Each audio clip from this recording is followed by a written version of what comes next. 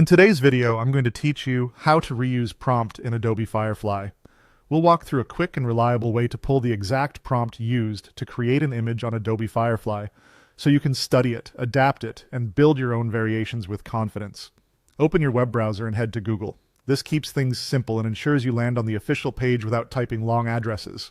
In the Google search bar, type Adobe Firefly and press Enter. You should see the official Adobe result at the top. It will mention Firefly and image generation, and it's the safest place to start. Click through to the official Adobe Firefly website to continue. Once the site loads, take a moment to scroll down the page.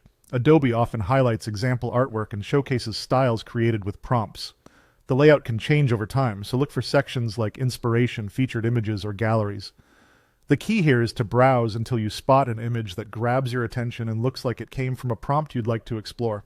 When you find something interesting, select that image to focus on it. You might see a thumbnail grid. Choosing a single image helps reveal more details and options. From there, click View to open the image's detail or preview page. This is where Adobe Firefly typically provides context around how the image was generated and, crucially, where you'll find the option to use the same prompt. On the image detail page, look for the Try Prompt button and click it.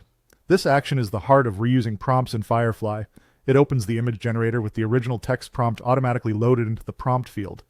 In many cases, you'll also see related settings and style choices reflected in the interface. That way, you're not guessing. You're starting from the exact words and configuration that produced the example. At this point, you've successfully reused the prompt. You can review the wording to understand how it's structured, note any descriptive phrases that shape the style or composition, and keep it as a foundation for your own creative direction. If the Try Prompt option isn't visible on a particular image, simply return to the gallery and pick another example that offers it. And that's it.